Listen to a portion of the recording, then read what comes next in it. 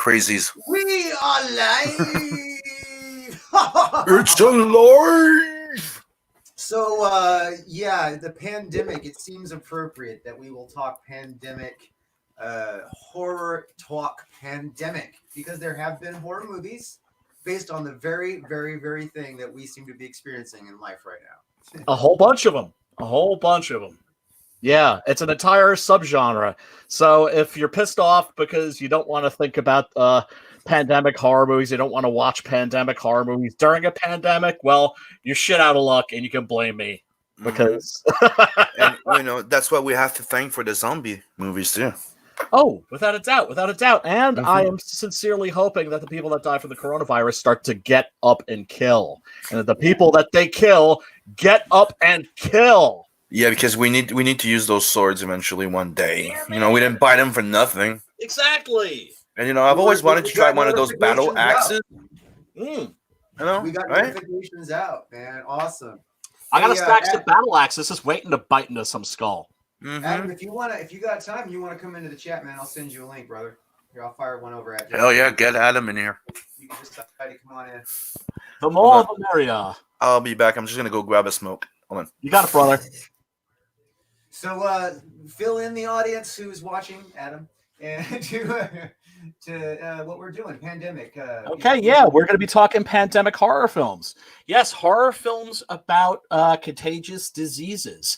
Those have been a staple in horror movies, at least since like the 1960s and 70s, I would say.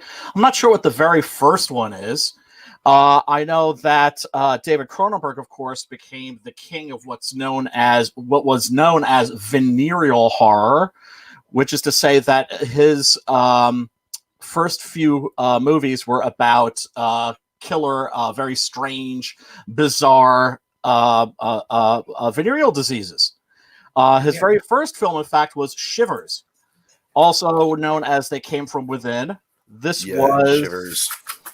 Yeah. Oh wow. The opening to that movie is just an immediate knockout blow, because it begins with this old man wrestling with a very young, pretty girl in a mini skirt. He strangles her to death. He slits her belly open, pours acid into the wound, and then slits his own throat. And so of course you're left with a lot of questions, and what it turns out is that he has created a parasite, a parasitical organism that will replace any organ in the human body. That's to say, somebody needs a kidney, you remove their bad kidney, you put the parasite in, it's a kidney. They need a new heart, it becomes a heart. They need a new lung, it becomes a lung, so on and so forth. But does it own you afterwards? Well, what it does is it turns you into a sex fiend. And turns you into a sex zombie. Actually, it's a bit like, remember Crossed, the comic? I never read it. Oh no, that's the premise. It's like it's a big epidemic, and they turn into zombie, but carnivore, ripping their skin type of thing. And that's the thing; it's all sexual. Ah, interesting. Yeah, that's very Cronenbergian. I sent you the trailer for that, and then Cronenberg's second film was Rabid, which is also about a pandemic. And I remember as a kid, I subscribed to Fangoria and Starburst and Cinema Fantastique and Starlog and all that stuff. But I also subscribed to some of the more hoity-toity movie magazines like Film Comment. And there was an essay in there that was by Martin Scorsese, who was a very early champion of David Cronenberg's films. And it told the story of how he was trying to tell some of his better-known, high-status, respectable directors about this great movie he'd seen called Rabid. And when they asked him to describe it, he said, "Oh, well, it's about this woman. She gets into a motorcycle accident, and then this mad scientist performs a reconstructive surgery on her, and then she has a penis that comes out of her armpit, a penis that comes out of her armpit, and there's a spike that comes out of like the urethra, and she like drinks people's blood with it, and her victims end up with a rabies-like disease. Yeah. Yeah. That's like next level creepy. Yeah, well, it's David Cronenberg. David Cronenberg, one of the greatest, not just one of the greatest horror filmmakers of the 20th century, one of the greatest filmmakers of the 20th century, in my opinion. He's moved away from the horror genre since, which I think is a real shame. I really wish he would come back. We miss him. I certainly do. Other horror films about epidemics, pandemics. Probably the more famous ones would be 28 Days Later, which is often misdescribed as a zombie movie. It's certainly inspired by the works of George Romero, but it's not a zombie movie because the monsters are not zombies. They're the infected. That's to say, they've been infected with a virus that's known as the rage virus, which basically turns them into zombies. And their blood is what will infect you. So a bite will do it, and it happens fast. You have, I think, 30 seconds or so? So every time somebody gets injured or infected in the movie, you start counting down in your head, like 30, 29, 28.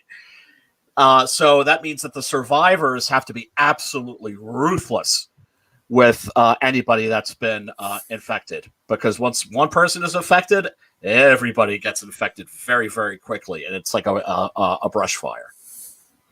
Wow. And actually, let me see some of the other links I sent you just to jog my own memory, because I was going through my horror movie collection the other day and picking a bunch of stuff out, that is, horror movies that are directly related to diseases. Oh, did I not send you links for those? Oh, wait a second. Yeah, a while ago. Oh, Pontypool. Pontypool is a really interesting one. That is a kind of zombie movie, but once again, it's not really about zombies. It's about a virus that turns people into zombie-like creatures, but the virus is a lingual virus. That's to say, I don't know if you ever heard that Laurie Anderson song, "Language, It's a Virus." Well, in Pontypool, it actually is. That there's a certain succession of words that actually acts as a type of virus that turns people into homicidal, mindless killers. That's if you haven't seen that one and you're looking for something that's very different, I highly recommend that. It's very different. The Crazies. How can I forget the Crazies? My level is super Yeah, low. me, I love the Crazies. Yeah. Oh, the Crazies is fantastic. I'm talking, of course, about the original by George Romero, which is about a virus, once again, that escapes from a government lab and turns people into homicidal maniacs. The military decides to quarantine the area where this is taking place, which, of course, being it's a George Romero movie, it's in Pittsburgh. And there are very, very memorable, iconic scenes of men walking around in biohazard suits with oxygen, with gas masks and M16s. And at one point, they're going house to house, rounding people up. And there's a grandmother that they find in a room, and she's just casually knitting. And when one of the soldiers gets near her, she sticks one of her knitting awls into his throat and just goes right back to knitting. Mm-hmm. It's a terrific film. The remake isn't bad. The remake is okay, but please don't ever watch a remake without watching the original. Isn't it in that one that you see the zombie, like one of the funny scenes was you see the zombie running after the car, and then it just starts jumping somebody else that was just there on the side of the street. No, that's in Dawn of the Dead. Dawn of the Dead, yeah. The Dawn of the Dead remake. That intro was sick. Amazing! Amazing! Chaotic everywhere. It's just like there's always something happening, and like you see the zombie running, and then you just, oh well, there's somebody else there. There's a real surprise. Now, this is kind of getting off topic because we are talking about, because this goes into the realm of zombies. Yeah. Although, of course, very often zombies these days it's depicted as a zombie virus.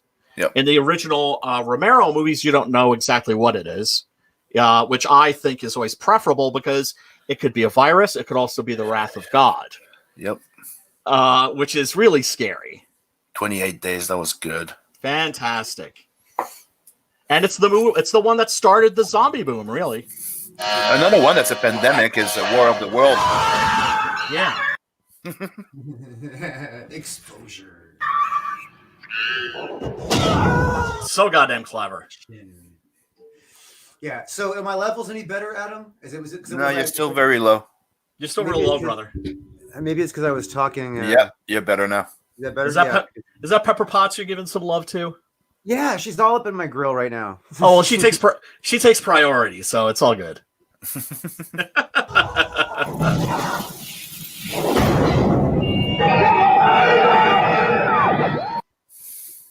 Yeah, so that's crazy. What the hell? See, Pepper, don't step on my computer. He's a cat. It's what they do.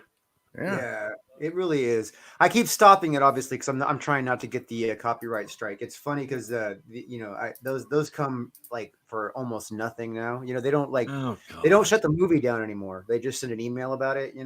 But what about trailers? Trailers are commercials for the Yeah. films. Yeah, they don't care. They don't Yeah. even like pay attention. It's just all. Yeah, because it's all algorithms. It's all encoding. Yeah, it's just shitty it's AI. Yeah. right? Comparing code against code. That's all it is. All right, so tell the audience, since we don't, what this is, what's going on here. Obviously, he just woke up. And Cillian Murphy is a bike messenger in modern day London. He gets hit by a cab. He gets put into a coma. He wakes up and everybody is gone. This takes a little bit actually from Day of the Triffids, the classic novel, which was also turned into a movie and 2 different TV miniseries. He discovers that London has been evacuated. There's virtually nobody left except a handful of survivors and a handful of the infected, which are people that have been infected by what's referred to as the rage virus. Evidently, it's something that makes people insanely angry and homicidal, but really, it kind of turns them into just straight up fast zombies. But once again, this is okay. To quote George Romero, zombies can't run, because if zombies were to run, their ankles would snap.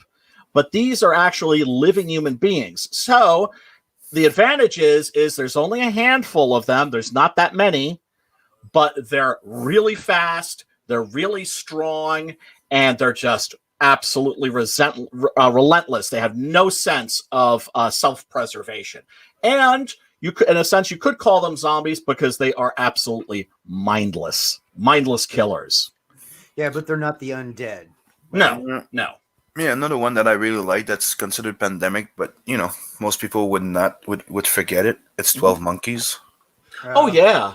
And Outbreak was also a good one. Mm-hmm. Yeah, Outbreak. Yeah, I That's wouldn't okay. consider Outbreak a horror though. No. So who are you? No, but the other one is like a sci-fi Monsters will wake up. thriller horror.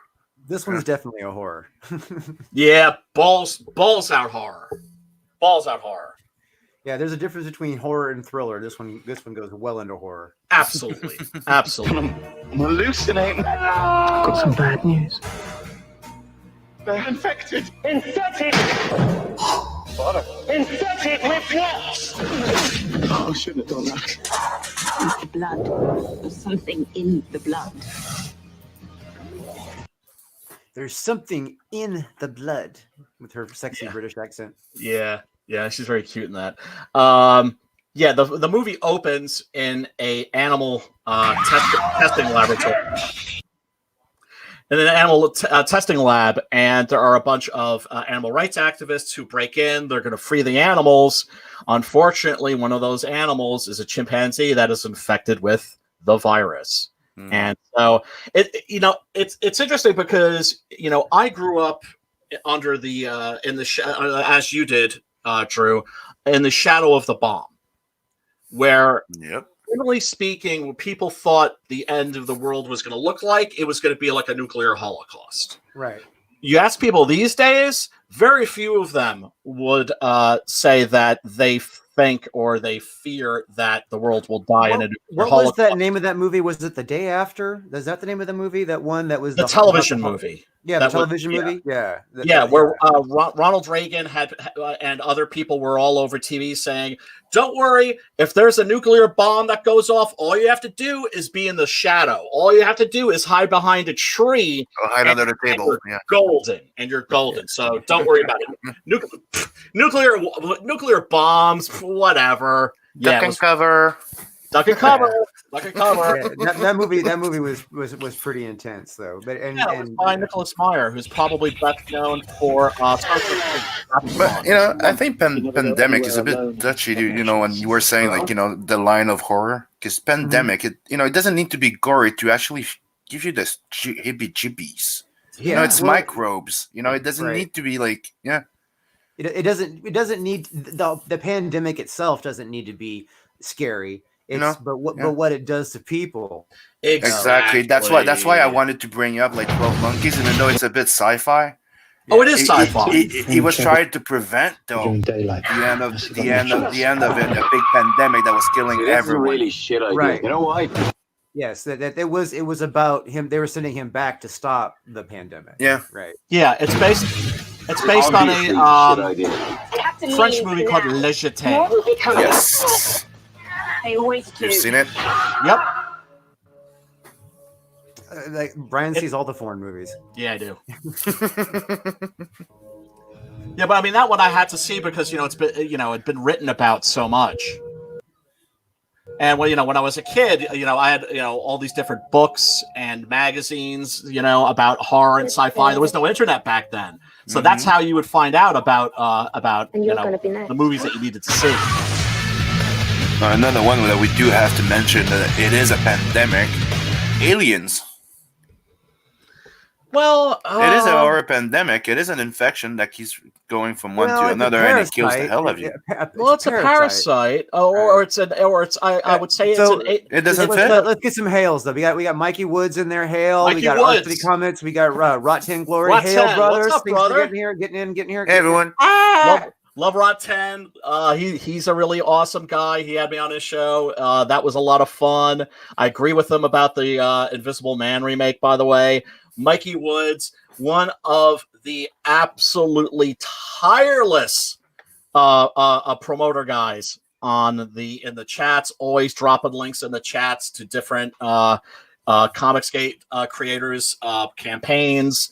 He's one of those dudes that we should do something special these days for the moderators that drop all our links. I actually Rot there. Here's Lothar. something- I don't want to go too off track though, but I actually want to do a show for backers, and I want to do a show for moderators. Hell and yeah. I want to start doing like a show that is about like Comicsgate itself. I don't know what's a good night for that. You know what I mean? But I want to open it up to like just like have people who are Comicsgate just regularly come through and talk about what the hell they're doing.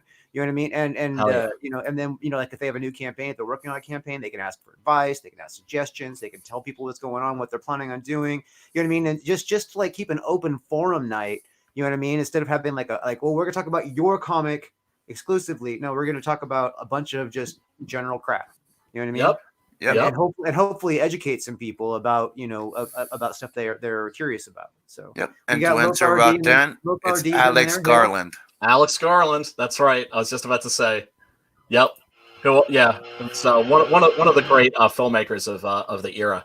Mm-hmm. There you go. That's Marilyn Chambers, by the way, who was a very famous porn star at the time. Good Marilyn Chambers, yeah. Mm. Yeah. Insatiable.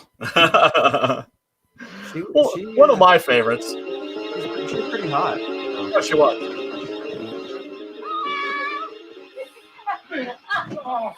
That was a long time All ago. around her, people are Yeah, I know. I feel old. dying, and all You know, the it's one of those roads like knows I why. know I've seen it. I remember some scenes, and I'm like, I don't remember the movie. Oh, you got to see, dude. Now it's on Blu-ray and digital, and it looks absolutely fantastic. It's the best time ever to be a horror fan. You know, so many of these films that you just get VHS look gorgeous now. It's Rose. It's gotta be. Something's happened to Rose. Yeah, so here the virus is the rabies virus is spreading through Canada. Oh, really? Canada? Oh yeah. That's where Cronenberg is from, Canuckistan. Yeah, he's Canadian. Yep. And a real bonus: these are really subversive bizarre horror movies, and they were produced in part by the Canadian government. Yep. How awesome is that? And a lot of animated movies that you guys made is animated by us, co-produced by us, including Heavy Metal. Rock and roll. Mhm. Nelvana. Hello. So I keep saying it, dude. We're like their favorite cousins. Oh, I love me some Canada. I love me. It's some like Canada. brothers from another mother. Yeah. Absolutely. Yeah. And can I just say, Simon, thank you, David Cronenberg. Thank you so much. I love him too. Oh, the best. Another one is Keanu Reeves. That's it. That's right. Pepper just bit me for moving her out of the way. You're her bitch, man. That's the relationship, man. That's the relationship with cats. You don't own them; they own you. I got the wrong one. You just watched that. Music there by Howard Shore, who was Cronenberg's composer pretty much through his entire career, and then became really famous for doing the music for the Lord of the Rings films. But yeah, let's see. What are some of the other ones that I mentioned? Oh, of course, here we go with the Crazies. Nobody gets in or out of that town now. Is that clear? The girls. So, give a summary. What's going on with the Crazies? Okay, you've got a calm, mellow, boring Pennsylvania town that gets infected by an escaped virus that turns people into homicidal maniacs. And that's part of the story, but what it's really about is how the government sends in the military armed with biohazard suits and M16s, and they declare martial law, and they're people that are trying to escape the quarantine zone because they don't want the virus, and of course they also don't want to end up in military custody because who knows what's going to happen to them. It's a real nail biter. It's in the same territory as Romero's zombie films, but it's different. You intend to let the people know about all this? It's very political. 70s. Sleep. Yeah, it's very They political. dragged us right out of the house. Are we under martial law? Are we under martial law? Kinda. Don't talk to Yeah. me or anybody else unless you got a voice print check. All hell's broke loose in town. And this is Nobody what knows people are what's fearing going on. right now. Now look, you just Yeah, we're not far from it, No. probably. No, we're not. I miss those moments when movies were more about storytelling than pixels. What the hell's going on, Sheriff? Yeah. You know what I mean? You know what I mean? You and me both, brother. You and me both. And back in the day when cops were like, not force first. No, they were they were a-holes, but they weren't goons. Right. They started something they can't stop. The Crazies. Yeah, this is a grandmother. Something Knitting that needles? inflames. Yep. Something that brutalizes. It's madness unleashed by human error. The Crazies. Burning Anyway, the bodies, there- the bonfires, like a Night of the Living Yeah. Dead. It's a classic. The remake was good, but like Brian said, please go see the classic too. Yeah, I don't hate something just because it's a remake. I hate when they remake something just to remake it because they were like, oh well, this made money back then, so let's just like crank out a new version. Yeah, well, sometimes the remake is better. Oh yeah, The Fly, Invasion of the Body Snatchers. Yes, The Fly. He-Man. I'm one of the developers of the goddamn. Ha ha ha. You want me to get the The Blob also. You'll remember that actor from Dawn of the Dead. Mm-hmm. A small town becomes a giant stockade. That's a big like cast of extras. City Oh, yeah. must be contained. Yeah, was it City of the Dead or Land of the Dead? That was that was kind of weird but fun. Like I wasn't sure at first if I liked it, but it was interesting. The fact that the zombies they didn't have any more people to feed on, so they started relying on their basic traits. Like the guy that would pump, the guy that would pump gas would go back into like wanted to pump gas. Big Daddy. And the other one walking around with a carriage. Yep. I thought that was fun. This is one of those things that bothers me when I watch movies from certain eras. Yeah. Because they just did things differently back in like say the 70s. Mm-hmm. This is a big throw off. His jacket does not fit him. You could not have an unfitted jacket in the military. It would not be allowed. Very low budget. Very low budget. Mm-hmm. This is indie George Romero. Mm-hmm. Yeah. I mean, he's swimming in that jacket. Look how much those shoulders come off. It's true. It's true. And the stash. There's a lot of padding on regulation. the shoulders. Yeah. Well, maybe that's because he's swimming in it. That was the padding, is to try to make it look like it fits him. A little better. Yeah, well, Drew, maybe he lost a bunch of weight and he just didn't, get a new one. They wanted him to look bigger.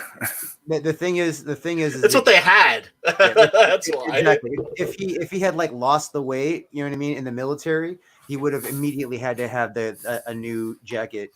But the thing is, no matter how much weight you lose, your shoulders don't contract, dude. Yeah, you know what I mean. I know. I'm making excuses. Mr. Hawks. If we have to push the button, we just say the weapon went It's off. just one of those things that always bothers me when Yeah, I can shrug it right off. You watch a really low budget movie like this, you have to suspend your disbelief. Mm-hmm. But I know, like millennials, it is. But I know, like millennials, they can't watch movies like this. Unknown enemy. Yeah, but you see the type of little videos they do and keep watching on YouTube. It's pretty much the same freaking stupid shit, except there's no story. Yep. Can they escape? Well, that the difference is I know heart, right? If you're trying to sell an idea, right? You know what I mean? Then you got to have you want to try and be as realistic as possible. If you're trying to make someone laugh, realism is completely unimportant. Oh, yeah. Look at the Blair Witch Project. Right. Right. We can make it. I know it. The Blair Witch Project's a master hype. I mean, I that was the most masterful pre-movie hype I've ever fucking seen in my life. Ever. That website was genius. Everybody believed that it was an actual documentary in the beginning. Dude, it was fucking sick. And I know. I knew it. Come on. But that was awesome. And the lost film. Now Yeah, they're presented in theater. Yeah. And I knew about Cannibal Holocaust, but 99.9% of the population had never seen Cannibal Holocaust. So it was totally original for them. Mm-hmm. They're coming, David! Yeah.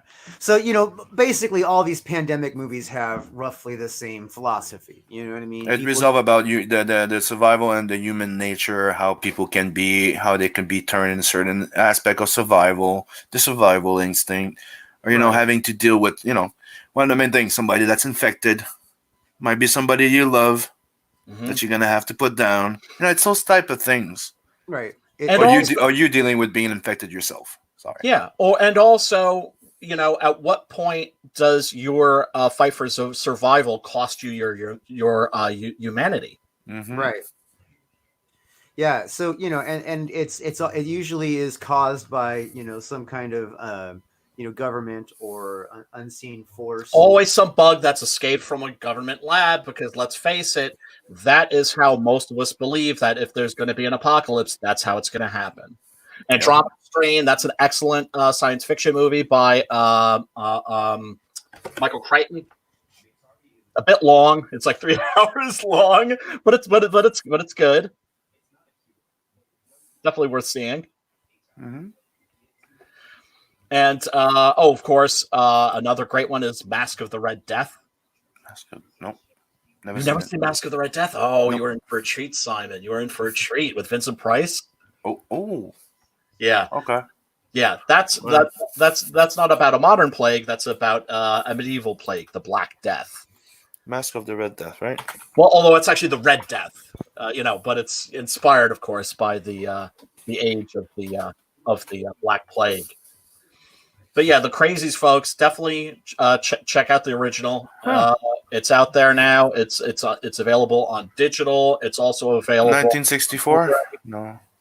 Yeah, that should be it. That should be it. Did you know that they made a 3D animated short story, An Extraordinary Tales, The Mask of the Red Death by Edgar Allan Poe? No kidding. It's Yeah, I'll send you the link. oh please. Mask of the Red Death is one of my favorite Poe stories because it's not really a story; it's a prose poem. It's only maybe about 2 pages, Yeah, it's a short little animation. I'm sending you the link right now. That's perfect for a for a short film. Although, boy, it's really kind of crazy how Lovecraft has actually overtaken Poe now. I had never expected to see that in my lifetime. No, Very, it's just a timely thing. I don't think Lovecraft has overtaken Poe. I just think that people, because of the ability of people to deal with things like the Cthulhu, you know what I mean, and understand that concept now, because there's more costumes, there's more drawings, there's more things that people are doing that. Plus, piracy became so huge. You know what I mean? The whole pirate theme. I mean, in Florida, there's a whole movement of people who just dress like pirates and go partying. You know what I mean? So because of that, you know, what I mean? Lovecraftian stories have and because of steampunk and the popularity of steampunk, Lovecraftian stories have become very popular because of the momentum of culture. Edgar Allan Poe is still number one. He is still the god of horror. So.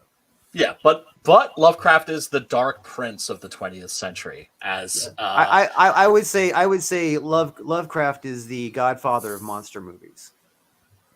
Well, no, I don't know if I'd go. I don't know if I'd say that. Certainly, because there's something about Lovecraft, even though he wrote in a very antiquated style, that's incredibly modern. Because it's very much a atheist horror. Mm-hmm. Do you know what I'm saying? And part of the horror is suddenly like the belief that there's no God. You know, we weren't created by God. We were created by these creatures from another dimension or from outer space, the old ones. You know. Mm-hmm. Yeah. We don't know exactly what they are, but fear the fuck out of them because there's no surviving them. They will get their way. And they don't, and there's no malice in them. It's not personal. They don't hate us. It's just they don't give a fuck. But that was in part the inspiration for Galactus. Right. Yeah. Mm-hmm. Yeah. The Devourer of Worlds. Yeah. Yeah. Boy, I hope that, if when they introduce him to like the Marvel Cinematic Universe, that he's not depicted as a fucking storm cloud. Tell me that didn't. Oh God! I gave up on that a long time ago. Yeah, I hear you. I hear that. I was all like, oh yeah, they're gonna be doing like the Kirby gods. That's kind of neat. That's kind of neat. Number What? 300 comics. Oh hell yeah! There you are, man. My man Drew killing it. Oh man, your boy Zach killing it, of course. Hail Zach. Yeah, with Pandemic. I have a feeling that this may have some political undertones, just from the formatting of the. Well, look, there's nothing wrong with people doing political comics or having political themes in their comics. CG isn't opposed to that for the most part, I would think. I'm certainly not opposed to it. The problem is, what's killed Marvel and DC is just crudely taking identity politics and shoehorning it into superhero comics and just making them just a freaking drag and making them the point too, as opposed to like being told a story and the story being the main thing, and then there might be a little undercurrent. We're gonna get heavily into the mainstream and how they're fucking up tomorrow, including one of the things about their fucking bullshit fake diversity. You know what I mean? We're gonna Oh, dig deep into their God. bullshit fake diversity because you know what? I can't believe that they're fucking all, you know, like anti-prejudiced, anti-bigotry, but then they fucking stereotype groups of people like that. You know what I mean? Uh-huh. Like they fucking, they stereotype CG. Oh, you're CG. You must be this. You're CG. You must be that. An You know what I mean? yep, an N to the A to the Z to the I. Yeah, I've never been called that. You know what I mean? Oh, I've been called a sympathize for I haven't been called that so either. FTA. I don't need to say what it means. yeah. And just real quick, non sequitur, Mikey Wood says, I would never take praise over Nick, Adam, Tompa, or the splintering. I don't do nearly a fraction of what they do, especially Nick. Yeah, well, you know, that might be true, Mikey, but you still do a lot, and that still counts. So, you know, you're up there, brother. You're up there. You know, we indie creators, we love and appreciate you guys. So, you know, any chance I get to like throw some love in your direction, I throw some love in your direction. That's for sure. But yeah, Zach, of course, launched this, you know, because it's what's going on. It's what's on people's minds. He managed to get it made very quickly. Of course, Zach is like a one man. Actually, it's not made. It's actually an experiment. This is something if you watch the video and you know what I mean. It's actually. Oh, that's right. Yeah. He's making it along with the events, so it's right. Kind of like, Yes. So it's supposedly going to mirror real events that are occurring right now. Right now, right.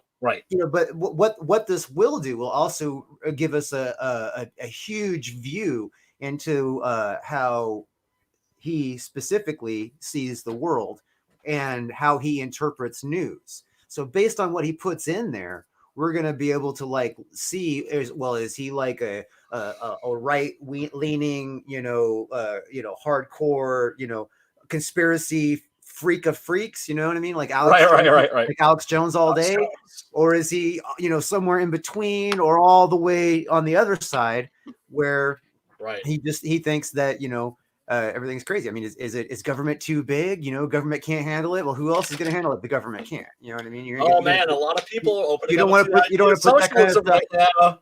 Yeah, you don't want to put that kind of stuff in the hands of private industry because they will fuck us up. Fuck you over. Yeah, right. Without a doubt. And you know what's interesting?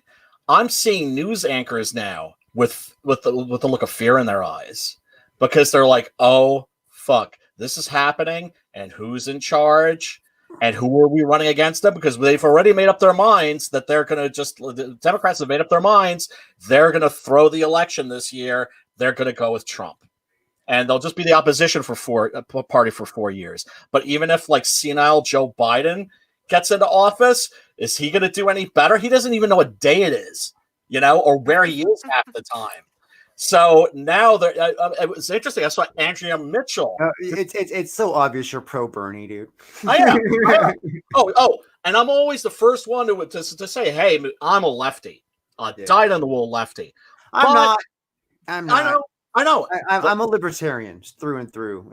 So me, I'm more of a center because I'm the guy that likes to settle between two dispute. Be the one that goes, "Hey guys, let's get the fuck along." I agree with a few of you on the left. And a few of you on the right, let's just agree to disagree and reach an understanding. Libertarians don't exist on the left. Libertarians doesn't exist on the left or the right. You know what I mean? There's it's anti-authoritarian. There's a libertarian right and a libertarian left. Libertarians are not anarchists. You know what I mean? They are not anarchists. And a lot of people think that a libertarian is an anarchist. No, we think there should be government, right? And we think that there should be regulation. But we do not think that our personal rights, our personal choices should be influenced by government in any way. You know what I mean? Right. Mm-hmm. And I can vibe with a lot of my libertarian friends. And I do have libertarian friends, and I do have Republican friends. I do have friends, neighbors who are Trump voters. That's the thing is, just because you're on the opposite end of the spectrum from me, that doesn't make you my enemy.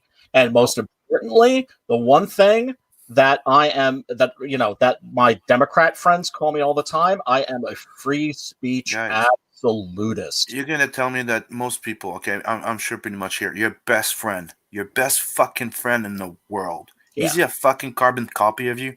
Or he's usually like a polar opposite on certain things. Yeah. So this is what life is. Yes. And you know what? If we all agreed on everything all the time, my God, life would be boring. It's just that we all agree in one direction. We're going that way. Okay, let's make our best way there. Okay, guys? I'm anti-censorship. That's why I'm because anti-censorship, anti-PC. I'm not anti-censorship, and I'm not anti-PC. I just think that it gets out of control. Okay, there are areas that don't tell me what to think. There are areas where censorship makes sense, like to protect children in certain environments. That's rating. It's not censorship. It's not the same thing. It's censorship. No. It's not censorship. It's rating. It's like there's certain things for kids. There's certain things for mature. There's it's normal thing. Censorship is you're not allowed at all. And the worst to do that, and that's not okay. That's complete, closure. I mean, censorship is levels. We don't need to say it that pedophilia is wrong. The forcing, the censorship is the regulation of preventing people from hearing things they're not supposed to hear. It's not like you can. And it's also causes a chilling effect. That's to say, the worst thing about social justice warriors and social justice warriors censorship is that they're actually getting artists to censor themselves. Yeah, but the problem is that with censor in any way is that it's relative. Okay. Yeah. What offends you, or a word that hurts your ears, man, it's somebody else's favorite word, and I'm sorry, but this is a freedom. You cannot live in the free in a free will and the free expression and think that your opinion and everything will be protected at all costs. Well, somebody will use some of those words. Here's a good example. But then you fall into etiquette. It's not the same thing. Yeah, you're gonna hear shit that you don't want to hear. Well, for instance, hate speech. You know what I mean? I'm actually okay with hate speech being censored. You know what I mean? Yeah, I'm not. Now, I'm not. I'm not. The sunlight is the best disinfectant. No, that's not necessarily true. Because what if you get a movement of people who feel it's okay to be terribly evil people? Then you end up with something we have that. But we have that. We had that, and if we censor them, we cannot expose them. Exactly. The cure for bad speech is more speech. Here's the thing. There's things I don't want to see on TV. You know that's what I mean? Fine. I'm not saying they don't. No, fuck that. I'm not saying they have to be on TV or not be on TV. I'm just saying don't force me to look at it. Don't force me to listen to it. You know what I mean? And censorship isn't like outlawing. Censorship is just, you know what I mean? Don't put this out there. You know what I mean? Just don't do it. A lot of people. Well, a lot of broadcast. People. We disagree about that. Yeah, but it's like saying a lot of people would say that you should not be publishing your book because there's nudity and sex in it. And there's a lot of people that do say that, and I believe that there's certain places that the nudity and sex should be censored from. That is correct. That's why my book has mature on the back, and it sits in a mature section. Yeah, but that's not censor. That's rating. Exactly. Censor is that it would be that you're not allowed to do it. That's what I'm trying to tell you. Some people censored means that it's restricted, sometimes completely restricted. That's all. You're just saying completely restricted, meaning you're not allowed. Sometimes censorship is complete restriction. Other times it's just partial restriction. Well, censorship, the rating system is a degree of censorship. That's an actual. No, it's not. It's not. You know why? Because just the rating system is something that's supposed to basically help parents. It's like telling you this is a sci-fi movie, this is a horror movie, and this is a drama, and this is a comedy. Yeah, that's pretty much the same thing, except that hey, what? There's boobs here. Yeah, if you don't want your kids seeing naked people, well, here's a heads up. I was raised by European parents. They had no problem with me as a small child seeing nudity on TV. Same here. Not non-issue. Most Americans would be like, ugh. Us here in Canada, it's the other way. Like I would get hit for PC for the violence and stuff like that. I'm like, dude, I grew up watching manga, European comics, and here they're like, you're not gonna get. You could put boobs, but you're not gonna get an argument out of me on that one. but there are things that have become socially normal in because they have been allowed to be socially acceptable. So I know what you and they have been destructive to the family And I hate that on too. many levels. They've been destructive to society. They Yeah, but have that's actually etiquette. It's not censure at that point too. No, I'm It's saying like that a degree of censorship ahead of time could have prevented a I lot disagree. of what's going down. You know I what I just, mean? what does that cost you? I mean, we're talking. We're again, just it's talking. etiquette. We're talking philosophy here. Yeah, but that's what I'm saying. You know what I mean? That you're Who going to the point of decides? that's etiquette. That's like accepting that when you go in public, you will not be bearing your breasts. You know, you're Right. going to a school. You're going to a school. Dude. When I go talk in public, when I go have a meeting with school, do you think I swear as much as I do with you guys? Fuck no. Right. There was a guy. This is a non sequitur, but it gives you an idea. Germans are very, very, very free about nudity. They're very not ashamed of the human body, and they're very not ashamed of sexuality. I cracked up when I saw some Dutch commercials that on during daytime as like totally nude people just sitting there and Yep. Yeah. And there was a guy who went to Germany and the plane landed and he's like, "Oh, I'm in Germany," and he takes off all his clothes and starts walking down the street naked. And the cops stop him. And he's like, "What's the big deal? I thought like you're cool with nudity." And they were like, "Time and place. You want to be naked? Go to the fucking nude beach. You're walking down the street butt naked. People are going to get scared because they're going to think that you're out of your freaking cotton picking mind." Do you know what I'm saying? So yeah, it's a cultural thing. What are they uptight about? They're uptight about violence.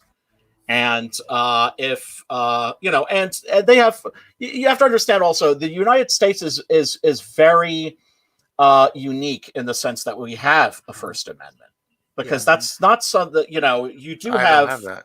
You don't have that. England doesn't have that. Like a friend of mine was from England was saying, So well, we like fight for it. absolutely, a friend of mine who's from England, was saying, well, gee, this person shouldn't be allowed to say that. That's hate speech. And I was like, well, this is the United States of America. We have the First Amendment. Hate speech is it's protected. It's protected speech. Yeah, and hate speech. The only hate speech that I believe it's called to violence, to hurt people. You can't threaten somebody. You can't yell fire in a crowded theater. Yeah, right. But you can. Yeah. But see, the thing is like there are people that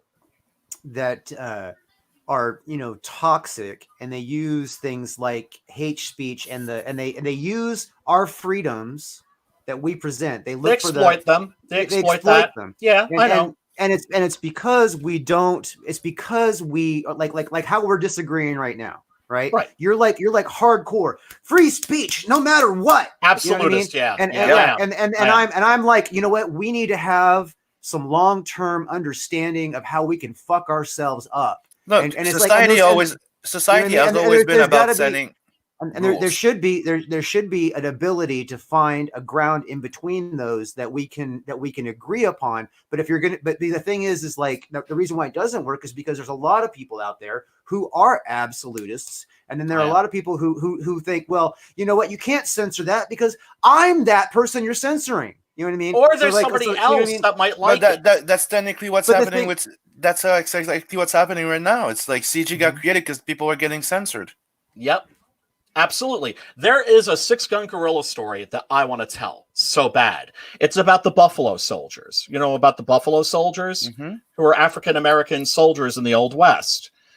That story that I want to tell, that sounds like something that would be very PC, like something that would go over very well. The story that I have to tell, there's no way I could tell that in a mainstream comic, Marvel, DC, Image, Dark Horse. And I could not tell that in a mainstream or an independent comic book. The only way I could tell that story is on CG. That's it. And that's what CG is. It is a way around the gatekeepers. Yeah. Now, I always feel that whenever I get into discussions like this about speech and whether it should be controlled or not, I always think of that quote from Voltaire, I disagree with what you say, but I defend unto death your right to say it. Exactly. That's what I live by. Yeah, and bad speech. Look. And I do agree that we have certain rules. Like I was saying, like you say censure, I say rules, I say limitation, I say etiquette. I say it's not. When you look up censor is going, you're not allowed to do this. Fuck off. I'm silencing No, you. You're censor- stopping that right now. Hold on. Let me finish my point. Let me finish my point. Okay, go ahead. Finish your point. It's etiquette. It's etiquette. It's the Yes. fact that we accept that when we Yes. go to court, we go to school, we go to business, we go into work. We do not behave in a certain way, and we have class. Mhm. We will not be going like the F word, the drop bomb. We will not start flirting, grabbing a girl's ass. It's etiquette. It's class. God damn it. Okay. So like for But instance, that's the thing that people are losing right now because they're like, I don't want to have to behave a certain like. Listen, it's being polite. Right. You go into a place you don't know somebody. You take off your shoes. You come to my house. You go to your house. You wear your shoes in your house at all time. You will come to my house. By etiquette, you will take off your shoes because you notice that we take off Absolutely. our shoes. Absolutely. So for You instance, don't have to force it though. That's one of for the problems I instance, have with racism is aside from the fact that it's stupid and that it doesn't make any fucking sense in any way, shape, or form. It's bad manners. Yep.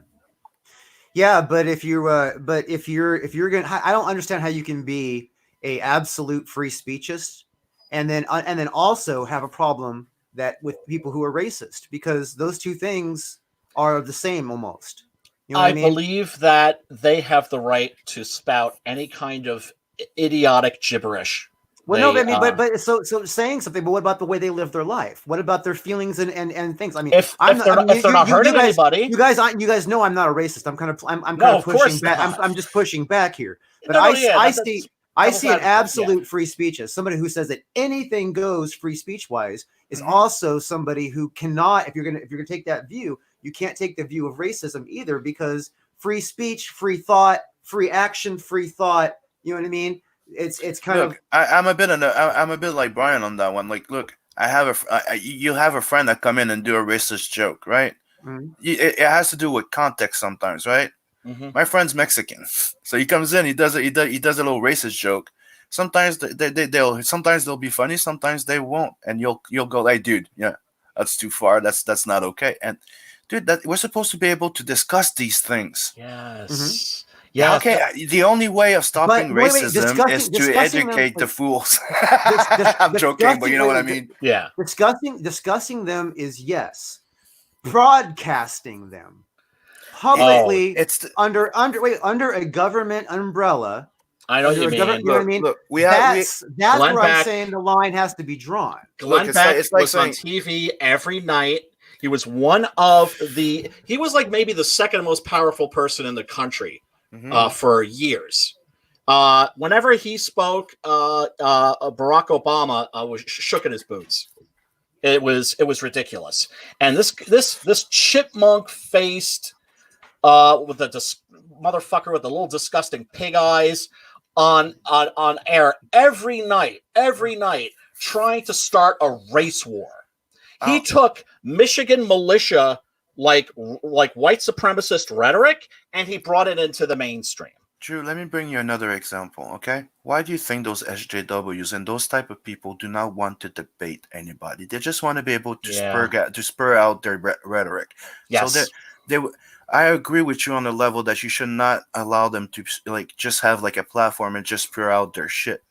But they should be able to go spur out their shit in a debate with somebody else. Absolutely. Because you need to expose them. Like if let's say we have a Hitler right now, okay? We actually have a Hitler, okay? Right. And you go, guy, people will try to reason, give him the platform. Go, come and express your point of view right here in front of everybody, and let's debate again, this. You're talking about an outlying situation that you're setting up a special environment to address these controversial elements that I find completely acceptable. Yeah, but with censor, that's not possible neither. Let me hold on. Let me clarify. Yeah, okay? I'm listening. All right, so I'm talking about censorship as in protection of general public. What it's designed for. Censorship is not now. There's like I said, there's different levels of censorship. Some people are like censorship, like I'm taking it all. I'm burning your books. I'm getting rid of it forever. That kind of censorship, I'm not in favor of. However, I am in favor of the kind of censorship that says you can't say fuck on broadcast television. On you know what I mean? That is under government regulation. Oh It's, fuck! you know what I mean? I'm in favor of that because there are little children who are left home alone in front of a fucking TV set and they're flipping channels. And you know what I mean? Left home alone. It's up. That's because of bad parenting. Well, maybe they're not home alone. Maybe the fucking parents are in the back room fucking doing laundry. You know what I mean? I understand what you're saying, but still, I responsibility not of the government or the society. It's a responsibility of the parent. No, wait, hold on. You're saying it's responsibility of the parent, but the parent, but it's unacceptable to expect a parent to like supervise their children to that degree. Now it's like, because here's the thing. All right, here's the thing. It's like if it was okay to say fuck in daytime TV and whatever and have whatever fucking happen, all right, and then expose the children to that, that's fine. That's fine if you're prepared for the social consequences of such things. Yeah, but even that's what I was trying to say. It's not censorship. Yes. It's not censorship. Regulation is a form of censorship. Okay, censorship is any kind of suppression of any kind of media. So any kind of level of suppression. So regulation is a type of censorship when it comes to speech and that kind of stuff. It really is. Can I make a point here, fellas? No. Censorship. The suspension or prohibition of any part of books, film, news, etc. that are considered obscene, politically unacceptable, or a threat to security. So it is the suppression and prohibition. It's not you can try and twist it in different way. That's why I'm trying. Drew, what I'm trying to make you understand is that we agree on the thing. It's just the terminology. I know we're not just in much disagreement. That's why we're having fun just pushing back. Oh yeah, of course. But the discussion of the idea here is I'm trying to make a point how like there are things that we need rules in society to abide by for society to work properly. Have really fucked up our society, and I don't think that we should be burning books and doing that kind of stuff. But as far as like broadcast television, as far as I mean, you could say you come up with a social standard. You know what I mean? That's one thing, but I'm saying that not everybody's going to agree, and because there are some people that profit from other people's lives getting fucked up. Sure. You know what I mean? Oh, I know. So it's like so there's an active effort to fucking degenerate society by people who want to exploit. I know. That's I agree with that, but let me give you an example. In Germany, nobody hates Nazis more than and I'm back and fuck yeah. Okay. What's up? But look, let me finish my point here. I just jumped in out of nowhere on that, and sorry. That's okay. In Germany, the National Socialist Party is banned. Not only that, but National Socialist imagery is banned. You cannot publicly display a swastika, for instance. If you walk down the street with a swastika, you will be promptly arrested. And that's because the ideas that are associated with that movement are so horrifically toxic and dangerous to society that it needs to be censored. But here's the thing, and this is my point. Censorship, I always say this to my SJW friends. Censorship never works out the way that you want or expect it to. If you are a anti-Nazi, right? And whenever these jerk off Nazis will have like a big march, right, or a demonstration in Germany, there's always a counter demonstration that's like 10 times the size, right? People chanting, Nazis raus, Nazis raus. There were people that were selling T-shirts with swastikas on them with like the circle and the slash. I forget what that's called, but there is actually a name for that, right? The Streisand effect. It's the banned side, right? It's like the anti side, right? guess what? Those people who were wearing those shirts, they were arrested too. The people selling those shirts, they were arrested. All of their merchandise confiscated. Why? Because it had a swastika on it.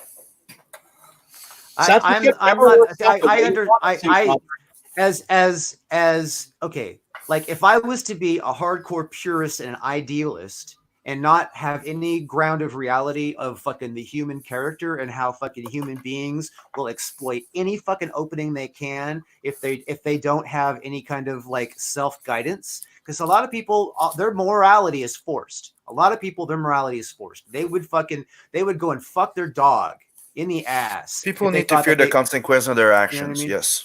Yeah. If they didn't fear the consequences, they would do a lot of fucked up shit. So I feel as though, I mean, and society, and I'm not even joking, society is suffering right now in a big way for a lot of just like this hardcore open freedom. This is okay and that's okay and everything's okay fucking shit. Because and it's fuck. I mean, seriously, let's look back at the fucking just what happened in the 80s when divorce became popular. You know, late 70s, early 80s, when it became popular for people to be divorced. You know what I mean? Where it was socially acceptable to be divorced, right? Yeah. Okay, so now you have fucking just about, it's great business for the preschools. You know what I mean? Because you got all these fucking single mothers having to put their kids in preschool so they can go to work and make money. Right, so then the government's paying for the fucking kids to be in preschool. Yeah, but now you're talking about welfare. Now you're talking about welfare state. No, I'm talking about the whole like overall movement and cause and effect, right? Mm-hmm. So like because it became socially acceptable to be divorced, you know what I mean, and that whole thing, and the whole that whole like freedom movement, individuality, that whole fucking movement, right? Now, as a consequence, after fucking a couple of generations have passed, we have a whole mess of degenerate fucking baby daddies that fucking don't give a fuck because their daddy didn't give a fuck and they don't even know who he is and they don't even know who their daddy's daddy was. You know what I mean? Because they don't know who their daddy is. You know what I mean? There's like no record of who their fucking fathers were. They don't know who their grandfather was. There's like no fucking, even their mother probably doesn't even know who her father was at this point. I mean, it really is gone to the point where there's fucking 3 generations of fucking bullshit. The government realized that the place where black people were the strongest was in their families. So they set about to destroy the black family. They really did. I mean, if you look at it, it was a. I'm just sorry. Hold on. It's cynically not the family. just black families. No, they were after the general family. Yeah. I mean, in fact, if you want to measure black families versus white families. Black families are actually still stronger than white families right now. What Brian's trying to say, it was part of a certain how do you call those? It was when something starts with a good intention and ends up turning into something bad, which ended up being the welfare state. It's just that there's a lot of black families that suffered it more. That's what he was trying to say. Right. Well, what I was saying is, of course, there's way more white people on welfare than black people. Yeah, it was about the government giving a stepping stool. Yeah, the government. If you look at, like, for instance, the projects, right? Once they started creating those, it's like they couldn't have the fathers home. That was a part of the whole thing. You look at something like Cabrini Green in Chicago, which was basically like an open air concentration camp. They realized, like, okay, well, how are we going to fuck up black people? Well, you don't hit your enemy where they're at their weakest. You hit them where they're at their strongest. And so they helped destroy destroy their families. There you go. Thanks, Mikey. They called it the effort. That's true. Yeah. It was the effort. But but I agree with you, Drew, that the main target was to technically destroy what I think it's called the nuclear family on your side. Right. But us is the basic. Us, we call it the basic family, like the fact that you could have a lineage of kids here. You have families with 12, 16 kids running an entire fucking farm. And you can't be a man unless you see a man. Mm-hmm. That's true. And that's the truth, man. The destruction of the nuclear family is like, it seems like the stepping stone to like the first step towards like social slavery, because you Uh-huh. break down the family, you break down the ability to obtain but wealth. I, You I know what my I mean? my way of seeing Because things is the fact that wealth the is nuclear created- family. wealth is established with the family first, because you have to have, if you're going to have, okay, you have to have descendants to inherit the wealth, But to, you know what I mean, for the wealth to carry on, and you have to have somebody to create the wealth, and you have to have somebody to manage the family while the other person's You- creating the wealth. That is the nuclear What- family model. what happens to a building that doesn't follow the wind? To a skyscraper that doesn't follow the wind, brother. Right. Why do trees bend in the wind? Okay, my reasoning is the fact that I agree with what you're saying, right? The nuclear family was a good base, but we need to keep in mind that throughout the years, as we go along, we need to adapt, be like water, technically. It's adapt to what's going. It's like we need to defend our ground, our beliefs, what came before, but we do need to adapt a little bit. Well, yeah, You know, like, obviously, we yeah, have to it's- roll, we have to roll with what's going on. But I'm talking about, we're talking about shit that's beyond our control. I mean, reality. Yeah. You know what I mean? But you can but- control the influence that you send. By the way, Mhm. I'm not trying to stifle this discussion, but But it's 9 and it's Raging Golden Eagle going live, and you should be on Yeah. your friend's birthday thing, my brother. oh, Yeah, hell- I need to go and I told her that we're doing the stream, and she's giving me all kinds of slack, which is cool. that's sweet. That's sweet. Okay. But also, Okay, so- brother, you need to do some celebrating. Yeah, you passed the 5K, bro. Hoist the- I'll celebrate in a couple months. oh, you're just like me. It's just like, oh, so you must be happy, right? No. Hey, Brian. Yeah, no, I'm the same way. I'm trying Yeah, to get him. I'm trying to get him to take a pic, okay, with a crossbow, so I can Photoshop the crazy cat guy for promo. Come on, buy my book and. Oh, Come on, it would be amazing. oh, Drew, real quick, can you play the Ebola syndrome trailer? The Ebola. Oh, Ebola syndrome. That is, that's like absolutely insane, brutal movie. It's so sick. It's like a Hong Kong movie about. Actually, has like a really respectable actor in the lead role. I don't know why I'm suddenly Anthony Wong is his name, and he's like he plays a degenerate artist. Whoop, whoop.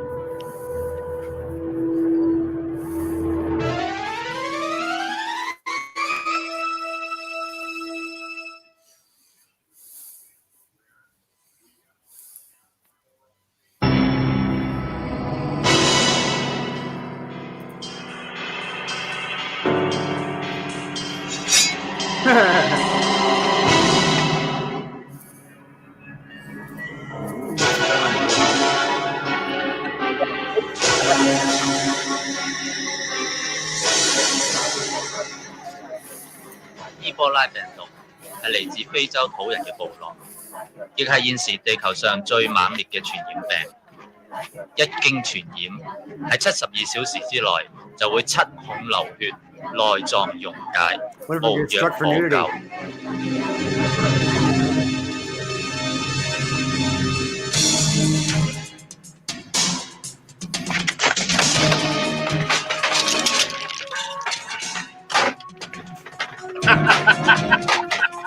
Yeah, yeah.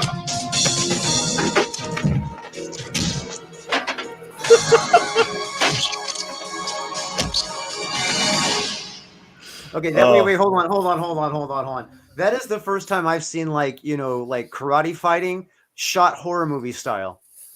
Well, it's not even really karate fighting. He's just a maniac. But you know what I mean? But like that whole like using weapons and as out of furniture and that kind of stuff. That whole, but it's like they're not showing the impact. It's like okay, it's like Well, like, it's he comes from the James Brown School of Martial Arts. I don't know kung fu, but I do know karate. right.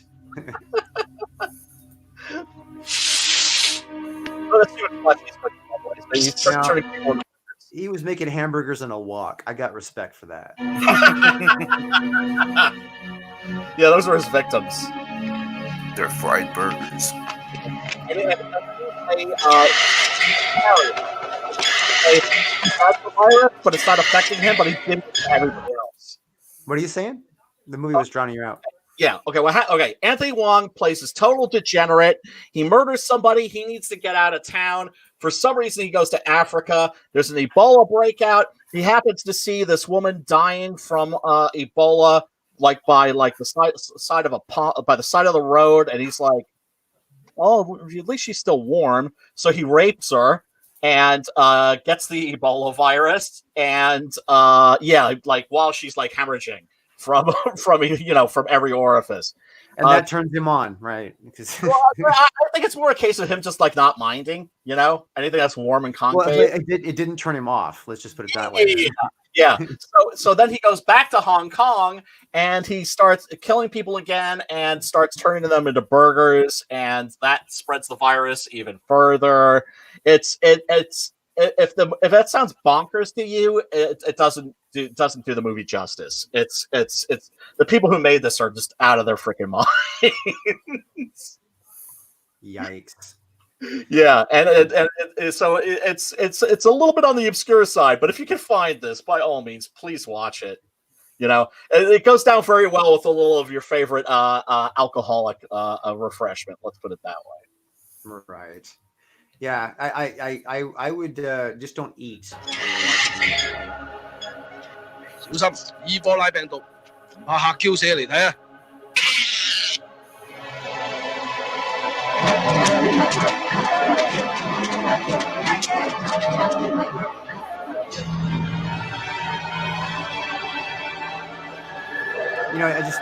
no help not being able to read any of that. Yep. It's a Mandarin. So what up, Drew? You gonna head off to that party? Yeah, I'm gonna take off. I think that before I take off though, let's just give everybody a quick run, please, on a few things before we Captain go. Captain Love. And Blood Hunt. What about Blood Hunt? Blood Hunt's closing tomorrow. Really? Yeah, my plan was to close it on the 31st, but some people have been trying to tell me to leave it like an extra week, but I've already done it. So yeah, tomorrow I'll be on Raging Golden Eagle, so I'm thinking, might be a good moment to close it down. Sweet. And if we reach the 10K, well, I'm getting extra work because I'm drawing. No matter the number of physical book backers there, I'm drawing sketch cards for every physical book backer. Oh yeah, hell yeah, that's fantastic. And you've seen my sketch card. Oh, they're badass, man. You rock this. You rock the sketch cards without a doubt, Simon. We know that. Yeah, definitely. Yeah, you like the sketch card master. Joe Ball is sick too. Did you see his sketch card? So everybody going back the all in tier, the feature tier, just go do that. If you haven't backed Blood Hunt yet, it's just think of it as a penalty backing. You're going back this perk because your ass waited so fucking long and you're a fucking loser. No. I like that. And if you get that back, you get the variant cover. You get the 2 exclusive cover. You get the colored cover, that's an homage to Trigon, and you get the wraparound cover that's all black and red, and you get some people from CG on that cover. And it's only for this campaign that you can get it. And you also get 2 limited prints now because of the stretch goal that we got, plus the 6 a.m. drawing of Vincent as the sticker. Awesome. Oh yeah, the 6 a.m. drawing of Vincent. That's great, right? You can see it. You can see it in the updates. It's the last update I made. I actually have to check and make sure that I backed that, because this might be one of those books that I think I backed and then maybe I hate it when that happens. People always double check and make sure you've backed the books that you think you've backed. Because sometimes they don't go through, and we have some ghosts. That's why I took the time to tell people that I had ghost backers and to go double check their thing. Yeah. Because I don't want somebody to be expecting my book and not getting it and being pissed at me, going, I didn't get my book. But guy, you didn't. I'm sorry, but you're not there. Oh, and also I just want to say really quick, Doc Salem by our friend Preston Acevedo, not doing as well as it should be doing. definitely needs a much stronger push. I think I may know a bit why. Like, did he Mhm. start fulfilling the prior campaign? Because you know that CG right now has been having a lot of issues. So I'm sure as soon as It's he because starts, like Rockabilly Road Trip. It's because Rockabilly Road Trip hadn't fulfilled before he as launched. soon it. as as soon as he starts fulfilling that, I'm sure it will pick up. Did not even occur to me. Did not Yeah. even. Yeah. I kind of brought it to his attention, but he you know, it didn't happen. You know, he wanted to get it moving. Yeah. He probably, especially because he probably just felt like he needed the money right away. You know what I mean? And you know, so But it's also that the other project is not just his. Rockabilly Correct. Road Trip. It's a collab with somebody, Right. and that one Exactly. Doc Salem is his. Absolutely. So you wanted to have his out, but I do understand why. But he's gonna need to understand that as soon as at least the other one, people are gonna be like weary a bit. Just at least a few copies start shipping, people might just start jumping in on it. You know, it's yeah, but they both went in demand, so you know. Mm-hmm. Or it's Doc Salem hasn't gone yet, but it's going to. It's Yep. reached the funding goal, right? Did it? Oh, it's no, not yet. It will. You know, it's Yeah. it's very close. But this, you know, I think that this deserves to be one of the, you know, it deserves to do a lot better than it's currently doing. But I think you're probably right that that once Rockabilly Road Trip goes into fulfillment, then It business will pick up. picking up. Yep. Yeah, he needs to do more shows. I just now looked at what he's got going here at 1619. He needs to get himself out there more. And it's not something against Preston. I love Preston. I'm just talking in Oh, he's the general shit. for the other people. Like, Well, I trust him. Antonio's suffering the same thing. Yeah. His book would be a lot healthier if he had fulfilled the first one all the way before launching the second one. Oh, poor Antonio, man. Oh, when he was I on just put myself in the feet of the backers that are looking at it and going, look, let's see how the other one goes first. Sure enough, I just checked. Yeah, I hadn't backed Blood Hunt, Ooh, but I just did. sweet. There you go. So one new backer. Thank you, Brian. Oh, So, no worries, man. So Looks wait, awesome. he just backed it. So that means you're now at 137 backer. Yeah. Thank you, Brian. Oh, no worries, man. I look forward to reading it. now Six Gun Gorilla, the Big Gun Down. This is one of those books that I know everybody would love when they get it in their hands. I think that it's just like one of those things that people have to get used to, I guess, to digest. I don't understand why people just don't love it right away. It seems like it would be like an obvious thing that people would just love right away. You know what I mean? To me, it does. It seems really obvious. I would think that it would sell itself too, but I can't say that everybody who's read it loves it. Ethan loves it. Cecil loves it. Clint Stoker said that it's the best written CG comic that he's read, the best crowdfunded comic that he's read. You know, that's not me boasting. That's me, you know, trying to put on a little hustle. And quick question: I'm grateful, you know, for the response that it's is he the only anthropomorphic character in that world? Well, he's not an anthropomorphic character because he's a gorilla.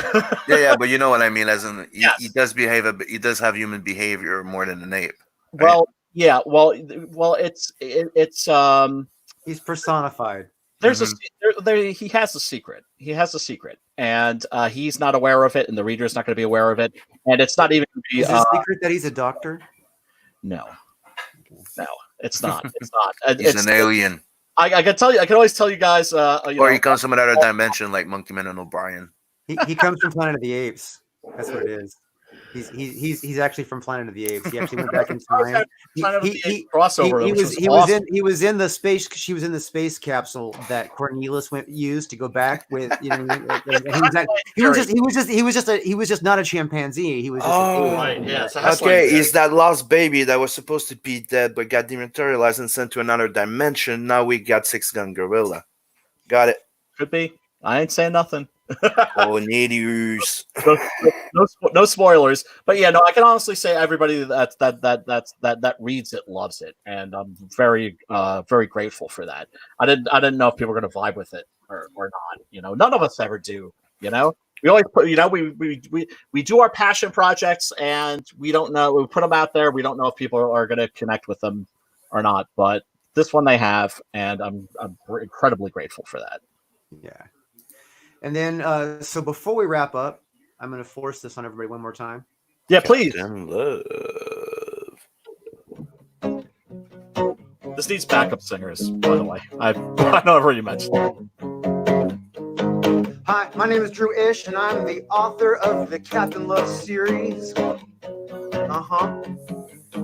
I'll tell you all about the second book, Rise of the Pirate King. Yeah, that's the thing. And in this book, you're going to get everything that you would expect from Captain Love. Yeah, you bet. And I'm blessed enough to be able to use the same creative team. You know what I mean? If you feel like the universe is caving in, you need love to the rescue. Love to the rescue. And it seems like nothing will be right again. You need love to the rescue. Love to the rescue. Captain Love to the rescue. All right now.